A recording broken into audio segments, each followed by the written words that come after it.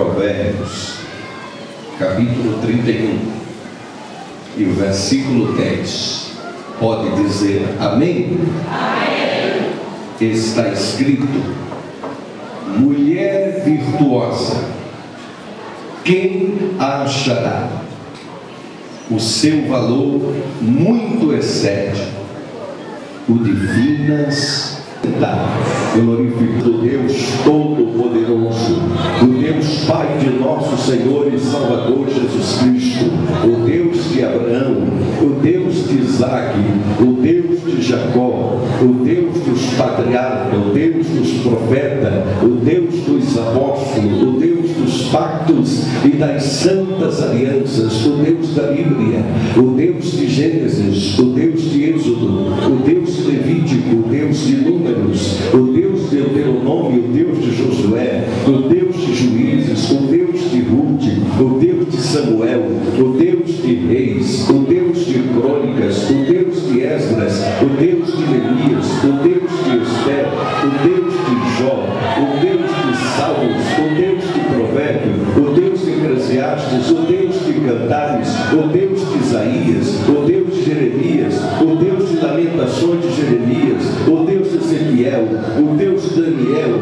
o Deus de Oséias, o Deus de Joel, o Deus de Amós, o Deus de Obadias, o Deus de Jonas, o Deus de Miqueias, o Deus de Naum, o Deus de Abacuque, o Deus de Sofonias, o Deus de Ageu, o Deus de Zacarias, o Deus de Malaquias, o Deus de Mateus, o Deus de Marcos, o Deus de Lucas, o Deus de João, o Deus de Atos, o Deus de Romanos, o Deus de Coríntios, o Deus de Gálatas, o Deus de Efésios, o Deus de Filipenses, o Deus de Colossenses, o Deus de Tessalonicenses, o Deus de Timóteo, o Deus de Tito, o Deus de Filemão, o Deus de Hebreus, o Deus de Tiago, o Deus de Pedro, o Deus de João, o Deus de Judas, o Deus do Apocalipse, o Deus da minha vida, o Deus da sua vida, o Deus de domingo, o Deus de segunda, o Deus de terça, o Deus de quarta, o Deus de quinta, o Deus de sexta, o Deus de sábado, o Deus de janeiro, o Deus de fevereiro, o Deus de março, o Deus de abril, o Deus de maio, o Deus de junho, o Deus de julho, o Deus de agosto, o Deus de setembro, o Deus de outubro, o Deus de novembro, o Deus de dezembro, o Deus que cura, o Deus que salva, o Deus que liberta, o Deus que restaura, o Deus que transforma, o Deus que alegra, o Deus que sustenta, o Deus que orienta, o Deus que protege, o Deus que tem, o Deus que pode, o Deus que faz coisas extraordinárias. Quantos podem glorificar a sua grandeza?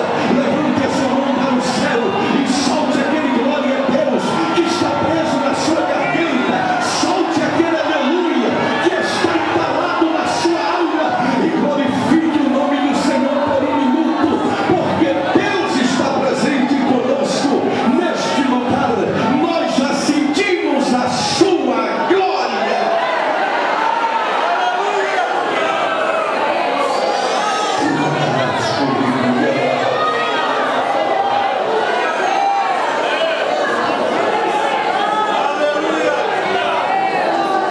Queridos e amados irmãos em Cristo Jesus, nós temos lido um texto bastante importante da palavra de Deus, no livro de Provérbios, capítulo 31, e no versículo de número 10, quando o sábio Salomão, usando toda a sua inteligência, a sabedoria que lhe era peculiar, por ser o homem mais sábio da antiguidade, e neste livro de Provérbios, aonde ele escreveu e nos deixou os conselhos mais sábios para termos uma vida prudente, uma vida abençoada e poder caminharmos em vitória neste mundo, ele dedica praticamente quase todo o capítulo 31 de Provérbios, que pode ser considerado o capítulo de ouro da mulher virtuosa,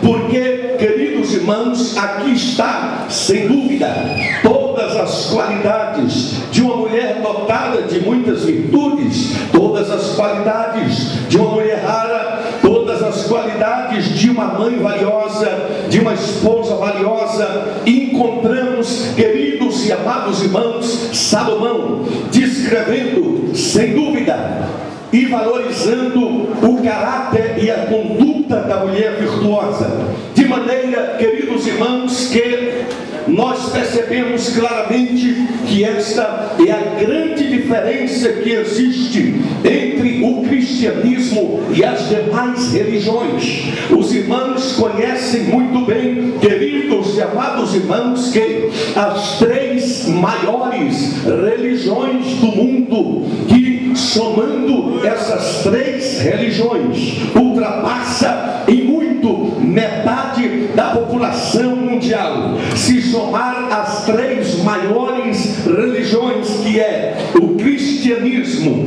o islamismo e o hinduísmo, chegamos aí a atingir mais ou menos a casa de 4 a 5 bilhões de pessoas. Então perceba, queridos e amados irmãos, que dessas três grandes religiões, o cristianismo é a única religião que valoriza a mulher. O cristianismo é a única religião na face da terra que enaltece o grande valor da mulher.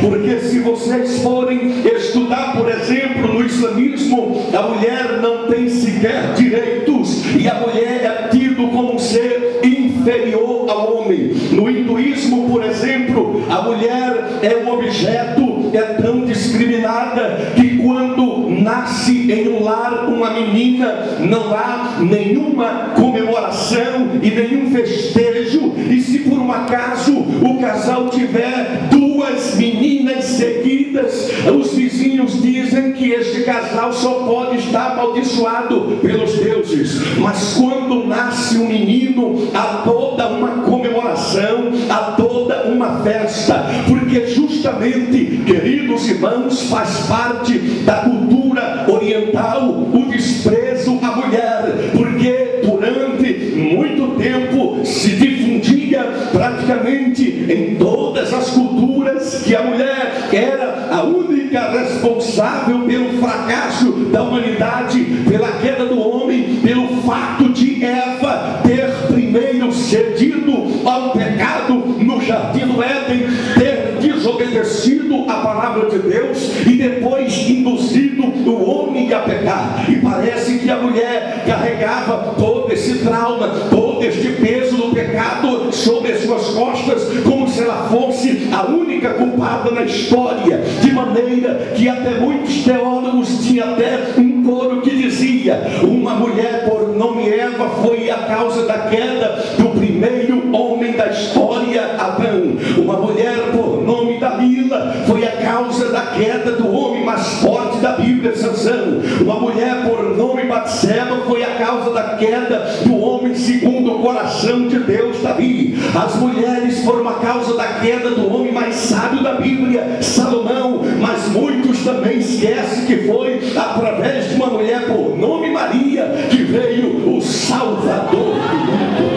Aleluia! De maneira, queridos irmãos, que é através de Maria, do nascimento de Jesus. Jesus nasceu para resgatar a dignidade dos menos favorecidos, dos desprezados da sociedade. Porque se os irmãos forem observar, Jesus quebrou todos os protocolos possíveis da época, porque na verdade nos dias de Jesus o rabino dizia que não perdia o tempo para discutir a lei com a mulher, porque afinal de contas a mulher era até destituída de alma e não tinha entendimento para compreender a Torá, e eles diziam que não perdiam tempo ensinando a Bíblia para a mulher. Mas Jesus, ao contrário de muitos mestres, fez ao contrário. Aliás, os maiores sermões de Jesus sempre foi com mulher. Basta vocês ler o capítulo 4 de João e perceber que aquele lindo discurso da fonte da água da vida foi com a mulher mais vil e desprezível da cidade de Sicar, e foi aquela mulher que Jesus usou para evangelizar o povo samaritano. Basta vocês descobrir que a única mulher que Jesus encontrou uma grande fé foi uma mulher que nem era israelita, a mulher cananeia. Basta vocês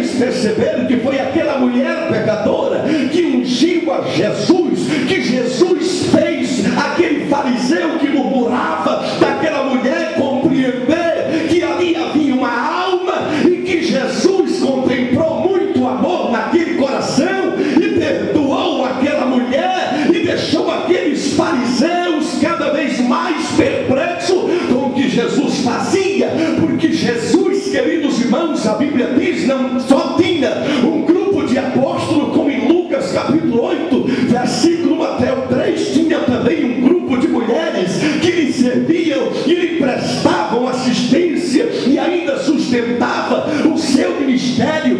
Então, queridos e amados irmãos, é através de Cristo que Deus quebrou toda essa discriminação contra a mulher. E agora Paulo, que para muitos que não compreendem a expressão paulina e até acusa Paulo de machista, estão enganados, porque o próprio Paulo compreendeu tanto a realidade e do valor que tem tanto a alma do homem como a mulher, que ele mesmo disse que diante de Deus não existe escravo livre, homem ou mulher, mas todos são um em Cristo Jesus. Foi declaração de Paulo. Então, queridos e amados irmãos, a Bíblia enaltece o grande valor que a mulher tem, e é por isso que o sábio Salomão, ele faz esta pergunta: mulher virtuosa, quem a achará? O seu valor muito excede o de finas joias.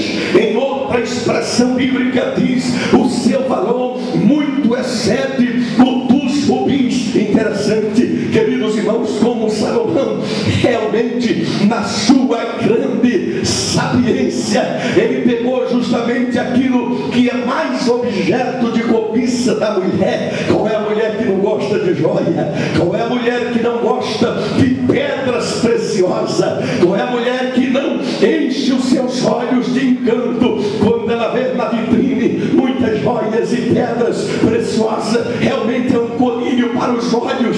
Aí realmente Salomão pega justamente isso que é mais apreciável e mais lindo os olhos contemplar, e diz assim: olha, eu quero dizer para vocês, mulheres virtuosas que admiram as joias, que admiram as pedras preciosas, olha, o seu valor muito excede o das finas joias.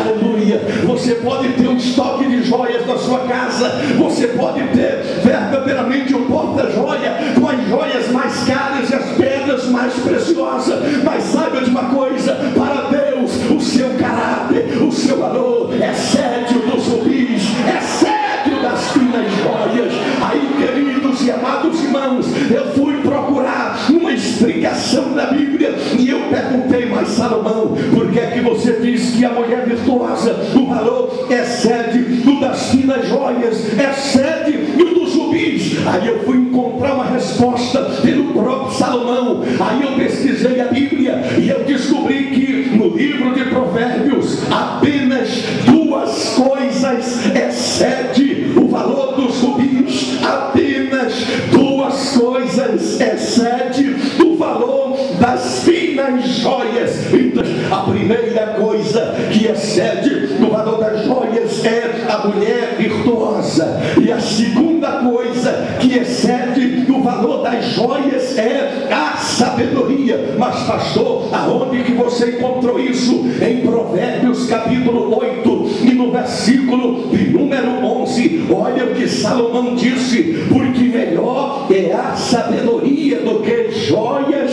e de tudo que se deseja nada se compara a ela. Em outra versão diz: melhor é a sabedoria do que os rubis. Então eu gostaria de falar-lhes pelo menos dois grandes valores da mulher virtuosa. Qual é o primeiro grande valor da mulher virtuosa? É a sabedoria, porque Salomão disse que a sabedoria excede o valor dos rubis. Sabe por que a sabedoria é o primeiro grande valor da mulher virtuosa? Porque o próprio Salomão afirma em Provérbios capítulo 14 e no versículo 1 que a mulher sábia edifica a sua casa, mas a tola destrói com as suas próprias mãos. Então, queridos irmãos, o que é Salomão mais vê de rico na mulher virtuosa? É a sabedoria. Por